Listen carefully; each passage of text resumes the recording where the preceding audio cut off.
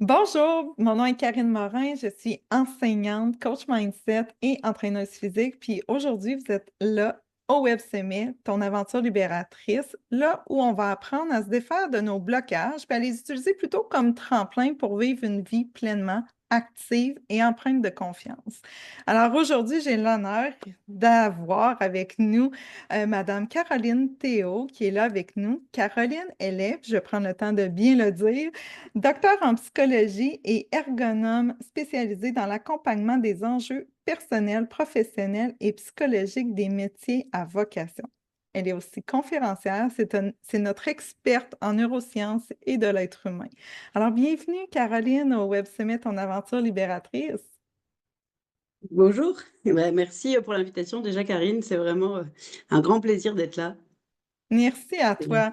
D'ailleurs, je voudrais que tu prennes quelques instants pour te présenter, nous parler de toi, puis pourquoi tu as décidé d'accepter de participer. À parler de soi, c'est toujours difficile quand on s'occupe des autres. Oh, tout à fait d'accord. Voilà. Et puis, j'essaie toujours choisir entre qu'est-ce qu'on fait dans la vie, etc. Moi, déjà, j'aime bien dire que ce que je fais dans la vie, c'est de mon mieux et que c'est déjà pas mal. Et je suis maman aussi, parce que je vais pas oublier ça. Je suis maman de 4 beaux garçons qui sont vraiment importants dans ma vie. Et donc, ça, c'est vraiment ma famille. Voilà. Maintenant que c'est dit, je peux parler du reste. C'est Euh, parfait, je mais c'est suis, important cet oui, aspect-là familial. Bravo de l'ajouter, c'est parfait. exactement, parce que on les oublie parfois quand on se définit par son métier. Et c'est toujours, pour moi, on n'est pas que son métier. Et Tout ça à va fait. justement avec ce que j'ai appris. Et donc voilà, donc comme tu l'as dit, je suis docteur en psychologie et en ergonomie. Et j'ai un parcours un peu. J'ai vécu à l'international, donc j'ai vécu aux États-Unis, j'ai vécu en France. Donc à chaque fois, mes diplômes pour pouvoir avoir le droit d'exercer ma profession à l'époque de psychologue, de psychothérapeute. Donc c'est toujours les titres varient selon les pays. Donc je ne me définis plus par mon titre. Voilà. Donc je m'intéresse et je suis passionnée par les humains et surtout par leur manière de fonctionner et je dois admettre de dysfonctionner, comprendre ce qui se passe, pourquoi est-ce que on n'agit pas de manière toujours très cohérente avec ce qu'on voudrait faire. Et c'est ça qui me passionne en fait. J'essaie de comprendre les humains et quand je les comprends pas, je vais me former pour encore mieux les comprendre. Donc c'est vraiment ça ce que je fais dans la vie. J'essaie d'aider les humains à vivre une vie le plus alignée possible. Donc tu comprends Oui. pourquoi ton sommet fait sens.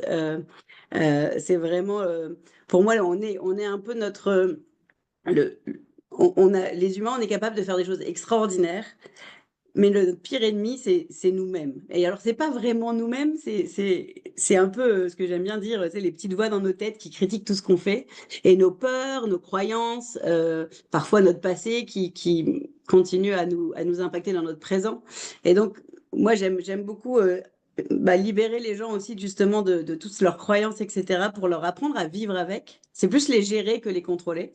Et ensuite, de pouvoir s'aligner de plus en plus vers leurs valeurs et vivre pour ce qui est important pour eux. Donc, moi, c'est sur ce principe que j'ai accepté de participer à ce sommet. C'est tes valeurs et les miennes étaient alignées. Oui. On avait le même objectif, on avait même des points communs dans nos manières de gérer nos autocritiques. Et donc, c'était un vrai plaisir d'être là aujourd'hui, en fait. Oui, je te remercie beaucoup d'être là. Puis oui, on a eu notre rencontre avant l'entrevue, puis on a encore jasé juste avant d'enregistrer l'entrevue, mais c'est fou la connexion qu'on a, puis on pourrait parler pendant des heures parce qu'on a plein de points communs et de façons de voir aussi et de percevoir comment le corps humain fonctionne, mais surtout comment notre cerveau fonctionne. Puis je sais que toi, tu es, une passionnée justement de l'être humain. Puis quand on parle de cette voix-là intérieure qui nous bloque, qui nous empêche d'être qui on est vraiment, on avait déjà abordé ces différentes voix-là qu'on a à l'intérieur. Puis j'ai beaucoup aimé ton aspect justement qu'on avait plus qu'une voix. Parce que moi, je dis souvent, j'ai un Georges, c'est alors mon Georges qui me donne du trouble. C'est comme ça que je le présente aussi. Et que toi, tu as apporté cet aspect-là. Est-ce que ça fait partie, justement, de nos différentes voix? Est-ce que ça fait partie des plus grands blocages que l'être humain a? Alors, j'allais dire, à la fois, il y a cette espèce d'autocritique là, qui critique tout ce qu'on fait. Donc, toi, c'est ton genre. Mhm. Moi, je l'ai appelé Rachel. Désolée pour les Rachel. Il y a rien de personnel, mais Même chose pour Georges, il n'y a rien de c'est ça. personnel là-dedans. C'est ça. Mais donc en fait, cette autocritique, elle est construite pendant l'enfance. En fait, c'est pas nous, c'est tout ce qu'on a entendu. Souvent, quand j'accompagne aussi parfois les parents dans la parentalité, etc., notamment avec les petits enfants, mais aussi les adolescents. Et je leur dis toujours, attention à comment vous parlez à vos enfants, c'est comme ça qu'ils se parleront plus tard. Et cette Exact. voix-là, si on y porte attention, pour de vrai, on sait très bien de qui elle vient. On l'entend, on la reconnaît. Ça peut être parfois, ça peut être une rencontre même ou à l'école, une phrase dite par quelqu'un qui ce jour-là a dit vraiment la phrase qui faisait très mal au bon endroit et on la mémorise. Et en fait, notre corps et notre cerveau, on ne peut pas désapprendre. Et je pense que c'est ça qui est très important à comprendre, c'est qu'on tout ce qu'on a appris, on peut pas l'oublier. Donc cette autocritique, je suis désolée, j'ai une mauvaise nouvelle, elle va être là jusqu'à la fin de votre vie. La bonne nouvelle, c'est qu'on peut ajouter des voix. Et ce qui est génial, c'est qu'on a tous en nous, moi j'aime beaucoup, je pourrais en faire un spectacle, un jour je le ferai, mais toutes les voix dans ma tête, j'ai la fameuse Rachel qui critique tout ce que je fais, c'est jamais assez bien, etc. Bon, ça là, vous la connaissez tous. Mais j'ai le personnage le plus archaïque qui est moi je l'imagine comme un espèce de petit bonhomme préhistorique. Alors pour ceux qui connaissent en France, par exemple, le Capitaine Caverne quand on était petit, avec un gros gourdin et qui a tout le temps, qui fait Capitaine Caverne et qui hurle. Et lui, c'est l'amygdale. En fait, c'est pour ça que j'adore lier avec les neurosciences, c'est que c'est notre petite amygdale. C'est 20 millisecondes pour que l'amygdale prenne le dessus sur le cerveau intelligent. 20 Oh, millisecondes, on n'a rien le temps de contrôler. Et c'est d'un seul coup, imaginez comme d'un seul coup quelqu'un qui hurle, comme vous êtes en train de conduire et quelqu'un hurle dans votre voiture. C'est ça que fait l'amygdale. Attention! Donc ça, moi, c'est mon capitaine caverne. Mais maintenant, je l'entends et je sais qu'il veut juste me prévenir parce qu'en fait, que ce soit l'autocritique ou le capitaine caverne, ils ont peur pour nous. Ils veulent nous protéger. exactement, ils veulent nous protéger, oui. Et donc, ce que je fais, c'est d'ajouter, en fait, une voie c'est basée sur des recherches thérapeutiques, c'est sur la voie de l'autocompassion, la voie de la personne bienveillante. J'allais dire, si tu étais ton meilleur ami, qu'est-ce que tu te dirais? Et en Exact. thérapie, c'est ce qu'on utilise. Souvent, on dit, qu'est-ce que tu dirais à ton meilleur ami ou ta meilleure amie qui te dirait son histoire? Comment tu la conseillerais? Et cette voix-là dans notre tête, en fait, celle-là, alors surtout si on a été élevé en France, il faut apprendre à l'ajouter parce que on n'avait pas cette écoute bienveillante. Alors il y a des gens qui ont eu la chance de l'avoir, mais dans l'éducation, on l'avait pas forcément. C'était tout ce qui n'allait pas. Nos copies à l'école, c'est tout ce qui était en Exact. rouge, tout ce qui n'allait pas. Exact. Donc c'est vraiment ça, c'est d'ajouter de la compassion, je fais de mon mieux. C'est pour ça de dire, ben déjà moi dans la vie, je fais de mon mieux et c'est déjà pas mal. Et s'il y a une chose à retenir de tout ça, c'est de dire, déjà, vous faites tous de votre mieux. Et si vous êtes en train d'écouter cette vidéo, eh ben bravo parce que vous êtes en train de prendre du temps pour essayer d'améliorer votre vie. Et c'est déjà extraordinaire. Il y a beaucoup de gens qui font jamais ça. Donc déjà, félicitez-vous, ayez de la gratitude. Ça aussi, on n'en a pas assez pour soi-même. Donc voilà, moi, c'est ajouter j'allais dire de la bienveillance dans sa vie et de la compassion pour soi-même, ce qu'on ne sait pas bien faire pour le moment. On n'est pas habitué à se donner de l'amour, de la bienveillance, d'être indulgente envers soi-même. C'est ce que je prône aussi, c'est de découvrir qu'on est bonne pour s'auto-critiquer, on est bon et bonne pour ça, mais c'est quand on prend le temps de se féliciter, c'est quand on prend le temps de s'encourager. On n'a pas été habitué à le faire pour soi, puis encore là, on va le faire pour les autres, mais c'est pas facile. C'est pas facile de féliciter nécessairement nos enfants, notre entourage. On va faire ah, il a fait ça, c'est bon, mais à quel point on félicite quand on voit une bonne action. Mais si on a la chance de critiquer, par exemple, on est excellent pour ça. Est-ce que tu voulais ajouter quelque chose? Je rigole en disant, je suis française, alors imagine. Ça- Et on a une audience aussi de la France qui va nous écouter, ils C'est vont se ça, reconnaître assurément. c'est clair, c'est Assurément. sûr. Je sais aussi que tu travailles beaucoup avec la thérapie d'acceptation et d'engagement ACT. Est-ce que tu peux nous en parler? Ouais, en fait, la thérapie, ça vient des États-Unis. C'est vraiment des psychologues qui ont créé ça pour justement, avant, il faut savoir que dans les thérapies, on était plus à essayer de contrôler nos pensées. Dans les thérapies comportementales et cognitives classiques, les TCC, on est dans j'ai une pensée, elle est dysfonctionnelle, je vais me transformer, modifier ma pensée. Oui, Alors, ça fonctionne, sauf que ça consomme beaucoup d'énergie. parce que notre cerveau, justement, comme j'expliquais, l'autocritique ou l'amygdale sont là pour nous protéger de notre environnement. Donc, c'est vrai qu'on a par défaut plutôt un biais négatif. On est en mode, on observe notre environnement, on était en danger quand on était à l'ère préhistorique. Donc, notre Mhm. cerveau est toujours en mode, et pas que notre cerveau d'ailleurs, tout le corps est en mode veille, en mode, et surtout, j'allais dire, les personnes qui sont tournées vers prendre soin des autres, on a encore plus cet effet-là de, en fait, peut-être que notre rôle dans une autre vie à l'ère préhistorique était de protéger notre tribu.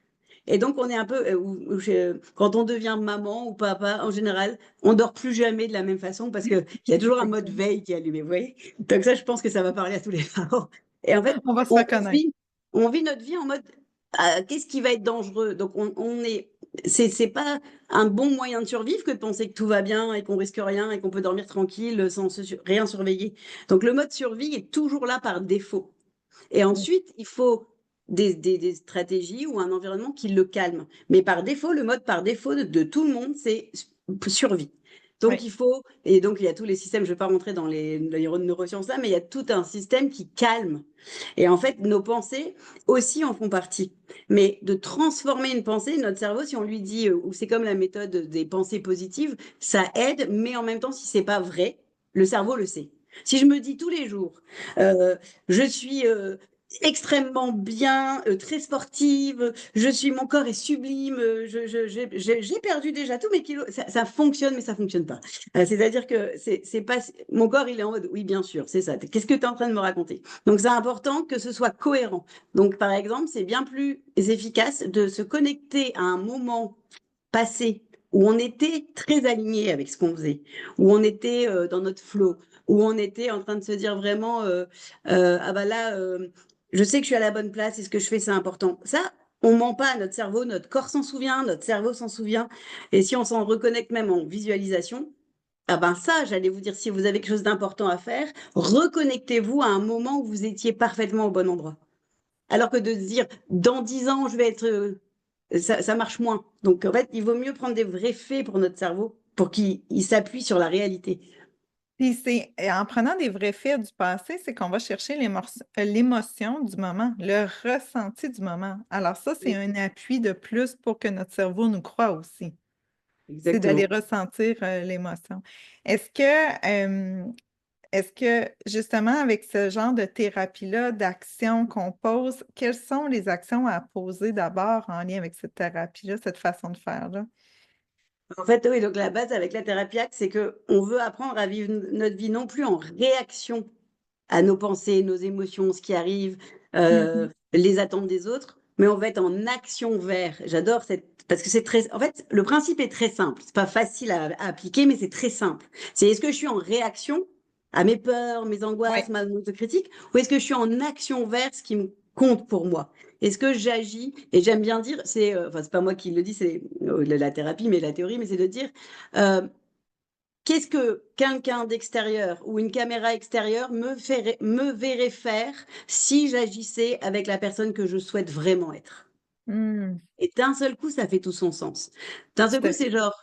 Et moi, j'aime beaucoup croiser ça avec des sensations corporelles. C'est que je me suis vraiment, j'ai vraiment appris à me dire comment je me sens quand je suis très alignée avec mes valeurs. Comment mon corps se sent. Comment mon corps se sent quand j'ai peur? Comment mon corps se sent quand d'un seul coup c'est Rachel qui prend le volant et qui se met à décider d'où on va? Et en fait, maintenant, mon cerveau est pas capable de faire la différence parce que il faut pas se leurrer, le cerveau émotionnel et l'amygdale ont beaucoup plus de réseaux neuronaux pour influencer que le frontal qui va dans l'autre sens. Donc en fait, le rationnel, le cognitif par rapport à l'émotionnel, on n'a aucune chance de gagner le combat. C'est Aucune vraiment chance. l'émotion qui prend, de C'est ça. retenir que c'est l'émotion qui prend toujours le dessus, même Oui. si on a notre rationnel. C'est ça. Imaginez un enfant de 2 ans qui est très malheureux parce qu'il n'a pas son cadeau ou quelque chose dont il rêvait. Essayez de le raisonner quand il est en pleine crise. Aucune chance. Non. Et bah, c'est comme ça que fonctionne c'est encore notre cerveau. Donc, c'est important de se dire, oui, quand tout va bien, on peut mettre des choses en place. Ça, c'est très important. Mais en général, c'est pas dans ces moments-là où on n'agit pas rationnellement. C'est quand l'émotion arrive très fort. Donc, c'est déjà d'apprendre à la reconnaître. Je Mhm. reconnais ce que je suis en train de vivre. Je reconnais. Est-ce que j'étais un peu inquiète avant de commencer la vidéo et que mon ordinateur a décidé de ne plus fonctionner? Oui, complètement. D'un seul coup, au lieu de partir en mode panique, j'ai respiré et je me suis dit, OK, stop. Est-ce que ce que je fais là, ça a beaucoup de sens pour moi? Oui. Est-ce que les personnes qui vont écouter sont des personnes bienveillantes et qui vont aimer l'authenticité? J'espère. Et donc j'y vais. Et donc de dire, OK, c'est pas grave, au pire, ça plantera un moment, ben, on recommencera et c'est pas grave. Donc c'est Exactement. mais J'adore ça me ça que tu prennes le temps de le mentionner parce que, oui, excuse-moi, là, je voulais pas vas-y. te couper, mais en même temps, je trouve ça important que tu le mentionnes parce que les gens pensent que quand on est des personnes positives ou quand on sait comment fonctionne plus notre cerveau et tout, c'est comme si c'est facile pour nous. Non, on le travaille, ça, on sait quoi faire, on connaît nos trucs, nos astuces, mais ça se travaille au quotidien et tu en es un exemple, là. Tantôt, tu as eu un pépin d'ordinateur. Mais il n'y en a pas de tempête, là. Une chose à la fois, douceur et indulgence. Je ramène ça. C'est beau. Ah, j'aime beaucoup douceur, hein, je la garde. Mais oui, comme tu dis, merci de souligner ça, parce que j'ai beau avoir un doctorat de psychologie, 20 ans d'expérience en psychologie, un nombre incalculable de formations, je suis comme tous les humains, en période de panique, d'émotion. Mes émotions sont plus fortes que tout. Donc, au lieu de les combattre, déjà, thérapie d'acceptation et d'engagement, c'est acceptation. J'accepte que je ressens ça. Et j'aime beaucoup dire, on n'est pas responsable de ce qu'on ressent. On est responsable de comment on agit Exact. à ce qu'on ressent. Donc, c'est très important. C'est, OK, voilà, l'émotion. Ah, mon Dieu, mon ordinateur, franchement, il s'est éteint net. Au moment où j'ai lancé le Zoom, il s'est éteint. C'est genre, OK, tout va bien. Respire. Et puis même dans la gratitude, j'ai pu demander de l'aide. Alors ça aussi, bah, j'aime beaucoup, c'est que d'habitude, je suis madame, je fais toute seule. Et là, eh ben, au lieu d'avoir voulu tout résoudre, je suis descendue, j'ai dit à mon mari, est-ce que tu peux me passer ton ordinateur, s'il te plaît?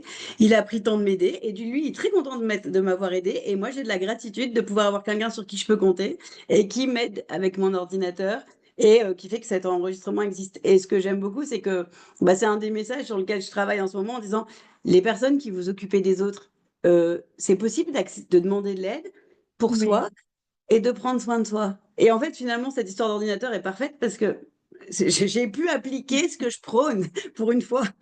Et en plus, le partager aux gens, ça, Oui, c'est important.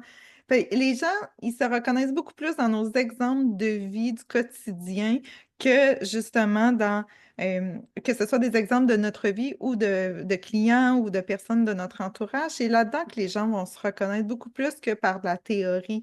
Puis, comme tu mentionnes, tu as beaucoup de formations, tu as tes diplômes et tout, mais ça nous permet de comprendre et ensuite de pouvoir agir avec ce que tu nous partages aujourd'hui. Et tu n'étais pas dans la réaction, mais bien dans l'action de qu'est-ce que je fais maintenant? J'ai du contrôle sur quoi en ce moment?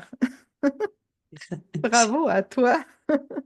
j'aime beaucoup. Et tu sais, vraiment, ce que tu dis, c'est vraiment très juste et très important. Pour moi, tu sais, tu peux avoir toutes les formations du monde. Si tu n'as pas le vécu, tu peux pas impacter les personnes qui vivent des choses difficiles. Parce que les humains, on connecte aux histoires de l'autre. On s'en fiche de ses diplômes. Ça, c'est de l'ego. La vraie histoire, c'est... moi, je me souviens d'avoir lu des formations et des livres, mais c'est pourquoi j'aime énormément la thérapie ACT, parce que les personnes qui l'ont créée incarnent ce qu'ils prônent et l'ont vécu eux-mêmes. Exact. Stephen Hayes, qui a créé la thérapie ACT, enfin co-créé, il raconte qu'il était, alors qu'il était professeur de psychologie à l'université, chercheur, il était prostré sur son tapis tellement il était pris dans sa peur et parce qu'il avait développé une phobie sociale, il pouvait même plus aller enseigner.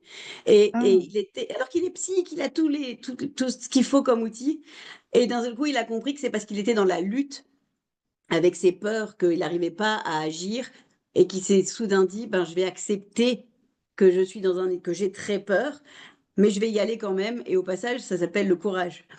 Donc, quand vous avez peur, changez. Et c'est pareil, moi, dans mes pensées, j'aime beaucoup quand d'un seul coup j'ai peur. Et ben, par exemple, là, imagine, j'ai peur de commencer, de me tromper, de ne pas être à la hauteur. On les a tous, ça. Et d'un seul coup, de me dire, bah oui, bah, j'ai l'opportunité d'être courageuse. J'ai peur et j'y vais quand même. Et il n'y a pas de courage sans peur. Donc, prenez vos exact. peurs et dites-vous, waouh, génial! Et je me souviens à un client que j'ai aidé qui avait vraiment beaucoup de. Quand il parlait en public, il transpirait énormément. Et donc, ça l'angoissait énormément, donc il voulait plus parler en public. Et il y a un moment, je lui ai dit, change ce que tu te racontes sur ce qui se passe. Dis-toi que quand tu transpires énormément, c'est parce que c'est tellement important pour toi d'être là et de transmettre correctement ton message que tu en transpires. Et dis-le dès le début. Dis-le, bah vous voyez, c'est tellement important pour moi que ben, je suis trempée de transpiration. Et comme par hasard, J'adore. et j'ai dit, bah, fais attention à ton t-shirt et tout, tu peux limiter les choses, mais il y a plein de choses qu'on ne peut pas contrôler. Et c'est de dire, sois honnête avec ça et tu vas te mettre toute l'audience dans la poche en 2 minutes. Et ça a marché et du coup, il a beaucoup moins transpiré au passage. Mais c'est, dès qu'on parle du problème, c'est plus un problème. Et ça aussi en Exact. thérapie acte, j'adore dire ça, c'est pas un problème si tu n'en fais pas un problème. Donc moi, la voix dans ma tête, j'ai longtemps lutté, hein. J'ai fait comme tout le monde, j'ai essayé de la combattre, je lui ai même dit, ta gueule, Rachel. J'ai essayé d'être vraiment dans le tais-toi, tais-toi, tais-toi. Plus on dit tais-toi, plus elle hurle. Donc en fait, c'est de dire, ok, vas-y Rachel, qu'est-ce que tu as à me dire? C'est quoi ton histoire? Qu'est-ce qui t'arrive? Et donc elle va me Qu'est-ce dire, que- ah ben, attention, t'es pas assez bien. Et là, les gens, ils vont te juger, ils vont pas t'aimer. Et là, je vais lui dire, merci de me prévenir. Donc je dis plus ta gueule, je dis merci de me prévenir. Merci de faire attention à moi. Je suis au courant, mais justement, je m'axe sur mes valeurs. Le message est tellement important pour moi que c'est pas grave si on me juge, du moment que mon message est entendu. Si ça aide une personne sur la planète, je veux bien qu'on me juge. Donc c'est toujours réorienter vers vos valeurs. Qu'est-ce qui compte le plus? Qu'on te juge ou que ton message passe? Ah ben, que mon message passe. Donc j'y vais. Donc Oui. c'est ça c'est tout. C'est Il faut tellement juste comprendre. puissant. C'est tellement puissant quand on arrive à gérer ces voix-là, puis à leur parler, parce que c'est important de les écouter, puis ils sont là pour les bonnes raisons. Puis mais malheureusement, les gens, parfois, c'est vraiment un des plus grands blocages, comme tu parlais, de l'autocritique et tout. Mais apprendre à écouter et de leur redonner leur place à ces voix-là, puis à dire oui, mais pour moi, c'est important, je prends ma place. Tu sais, on a toute cette force-là intérieure, cette puissance-là de de prendre notre place. Puis des fois, on ne sait pas comment le mentionner, mais c'est vraiment ça. Puis le corps humain et le cerveau humain est vraiment bien fait et ça s'apprend. Et tu nous le démontres aussi avec la thérapie, avec les trucs, les outils que tu as, tu nous montres que c'est possible. Ouais, et d'ailleurs, c'est bien que tu mentionnes le cerveau et le corps. Parce qu'en fait, ce qui est génial avec le cerveau, c'est notre corps peut l'influencer aussi. C'est-à-dire que la respiration, c'est tout ce qui est respiration. Si je respire calmement, moi, quand je vais faire une intervention, avant de faire une conférence, par exemple, j'ai tout un système pour abaisser mon niveau de, j'allais dire d'excitation, mais du corps, en fait, vraiment en termes de stimulus. Donc, je Du calme. diminue avec de la respiration très calme parce que je sais que du moment où je vais monter sur scène, mon cœur va monter à fond. C'est Mhm. obligé qu'il va se passer ça. Mais sauf que j'arrive pas avec un battement cardiaque qui est déjà haut. Parce que sinon, je vais trop haut et ça va me perturber. Donc, je le descends en respirant calmement, en me connectant. Et aussi des positions, je ne sais pas si vous connaissez la fameuse position gorille, où on est comme ça, on se met avant de faire quelque chose d'important pour vous, où vous allez être en public, vous avez besoin d'être toute votre énergie positive, le simple fait de se mettre les bras en l'air comme ça veut dire que j'ai gagné. On se sent déjà plus centre, on Oui, se sent mais déjà plus ancré, plus oui, invincible. oui, mais en plus, dans le cerveau, ça libère les bonnes hormones pour qu'on soit vraiment performant. Ça augmente notre performance sans rien faire de différent. Alors qu'à l'inverse, et je parle à tous ceux qui ont des entretiens et qui sont sur leur téléphone comme ça avant, c'est terrible ça. Votre cerveau, vous le lui lancez avant de commencer, je suis un loser. J'ai perdu. C'est la position. Vous voyez des gorilles qui se battent, Oui. c'est pour dire j'ai perdu, c'est on se fait ça. Donc, c'est connaître comment le corps influence le cerveau aussi. Donc, par exemple, si vous êtes très, très, très stressé, simplement mettez-vous dans cette position-là. Dans cette position-là, ça ne peut pas être en danger. Je ne peux pas être en danger de mort en étant tranquille comme sur la plage. C'est pas C'est possible. c'est exactement ça. On est encore dans le contraire de la peur, le courage, mais là, on va parler, disons, de le stress, mais la position comme ça, c'est je suis relax, je suis en Oui, vacances, on s'imagine dans un endroit plus détendu et c'est ça. paradisiaque, mais ça fait totalement du sens, j'adore ça. Je suis Et certaine donc, que vraiment, l'audience va l'utiliser. c'est ça. Et c'est Moi-même. des outils. C'est vraiment les outils de connaître, tu vois, comment ton corps est. Moi, j'adore comprendre comment le cerveau fonctionne pour Oui, mieux le contourner. C'est-à-dire que j'utilise mes connaissances de neurosciences pour te dire, OK, bah là, j'ai besoin de ressentir de l'endomorphine, etc. C'est quoi la position corporelle? C'est quoi la respiration? J'ai besoin d'adrénaline? Bah OK, je vais jouer sur l'adrénaline. Et par exemple, il y a des études qui montrent que ce qu'on se raconte sur notre stress Oui, modifie l'impact du stress sur nous-mêmes. Si je crois que le stress est toxique, je vais avoir des effets corporels toxiques du stress. tout à Si fait. je pense que le stress est bénéfique, à l'inverse, ça me monte. Donc, c'est exactement là. En fait, on voit quand même le pouvoir de la pensée. C'est pour ça qu'il ne faut pas maltraiter. Et il faut être attentif à ce que vous vous racontez. Et Oui. un petit outil très simple et facile à utiliser tout le temps. Quand vous vous entendez votre autocritique dire, je sais pas moi, je suis nul ou c'était pas assez bon. euh, Au lieu de dire, de penser je suis nul, c'est ok, ok, je note. Donc, il faut vraiment formuler comme ça. Je note que mon cerveau, voire Rachel, me dit que je suis pas assez bien. Bah, c'est juste Rachel qui le dit, c'est pas grave. Alors que je suis nulle, c'est horrible comme impact. Par contre, je Oui. note que Rachel me dit encore une fois que je suis nulle. Oui, mais ça fait 100 fois qu'elle le dit, c'est pas grave en fait. Imaginez l'espèce de. Il y a toujours des gens qui critiquent tout ce qu'on fait parfois. Ok, ben, c'est juste cette personne-là. Est-ce que Rachel est compétente pour me juger? Je suis pas sûre. Donc, en fait, Et mais je moi, je note. sais, que- oui, je note que Rachel me dit ça, mais c'est d'aller dire aussi, mais moi, je sais c'est quoi mes valeurs, je sais sont mes forces, mes compétences, de repartir de soi. Et ça l'aide justement à défaire ces blocages-là de notre Rachel, Georges, qui nous fait du trouble, ou encore les autres voix. Mais je trouve ça super intéressant. Et je sais que tu aimes donner des outils, des trucs et tout ça. Puis tu me l'avais mentionné que tu allais en donner, tu en as donné, je te remercie beaucoup. Mais je sais aussi que pour notre audience, tu as quelque chose à offrir. Est-ce que tu peux nous en parler, s'il te plaît? Oui, en fait, donc je travaille beaucoup avec les personnes qui s'occupent des autres. Que ce soit les soigneurs, les enseignants, les éducateurs, vraiment, et qui le font professionnellement. Parce Mhm. que, et moi j'aime bien dire, c'est un peu les sauveurs professionnels. Souvent, on a choisi ces métiers par vocation. Le problème, c'est qu'on s'épuise parce que bah, on est pris dans notre vocation, on a l'autocritique qui nous rajoute que bah, il faut qu'on soit parfait, qu'on donne jamais assez, que s'occuper de soi, c'est égoïste. En fait, elle nous raconte beaucoup de choses, cette autocritique.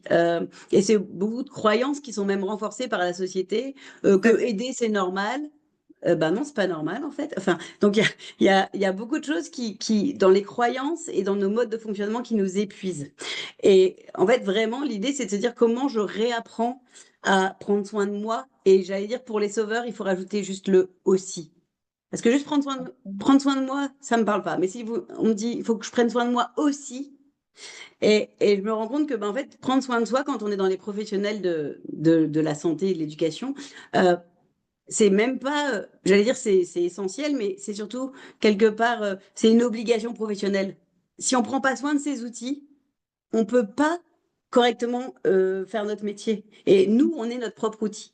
Donc, c'est un atelier qui est vraiment, alors j'aime bien dire, c'est pour passer de sauveur, du mode sauveur compulsif, à sauveteur. J'évalue la situation avant d'aller sauter à l'eau Ah, pour j'adore. vérifier. Donc, c'est vraiment, et c'est justement travailler sur ces valeurs, qu'est-ce qui compte vraiment pour nous, mais aussi d'apprendre à reconnaître les signes qu'on est en mode réaction et non pas en mode action vers mes valeurs. Donc, c'est vraiment, donc ce sera un atelier en ligne où j'inviterai les personnes Parfait. qui veulent s'inscrire. On fixera, ce sera plutôt fin février, je pense, mais voilà, de vraiment avoir la date, etc. Les détails seront à venir, mais c'est dans Oui, ce mode-là. C'est pour apprendre à prendre soin de soi aussi et arrêter de se aussi. cramer. Et c'est très généreux de ta part d'offrir cet atelier-là. Alors, le lien, il va être ici en dessous de la vidéo, puis les gens vont pouvoir aller s'inscrire, puis la date va être définie, elle va être là aussi. Ça va être plus simple parce que c'est sûr et certain que les entrevues sont pré-enregistrées pour le Web Summit, c'est pour ça, mais les détails sont ici en dessous de la vidéo. Merci, merci Caroline. C'était plein de pépites d'or encore une fois. J'adore ça dire les pépites d'or, ça veut dire que les gens peuvent venir chercher ce qui leur convienne à eux. Puis avec les outils que tu as partagés, tu sais, on pourrait avoir l'impression souvent que quand on est docteur, quand les gens ils ont beaucoup de diplômes comme on mentionnait, puis il y a beaucoup de théories, que c'est peut-être un vocabulaire qui est moins accessible pour les gens. Mais au contraire, tu verbalises super bien qu'est-ce qu'il y en est pour que nous, ça fasse du sens dans notre quotidien, dans notre vie à tous les jours. Alors, je te remercie beaucoup de la façon dont tu nous as parlé de l'autocritique et des outils que tu nous as partagés.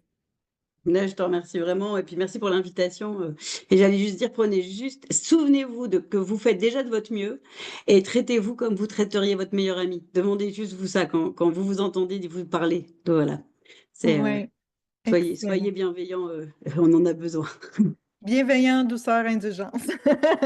C'est les mots à retenir. C'est ça. C'est excellent. Merci encore. Alors, c'est important, Merci si à vous vous. voulez en apprendre plus aussi sur Caroline, puis aller la rejoindre, il va y avoir les liens ici en dessous de la vidéo pour prendre le temps de la découvrir puis d'aller voir sa gratuité. Puis, nous, c'est sûr qu'on va garder contact, Caroline, ensemble. Alors, sur ce, je te remercie encore une fois.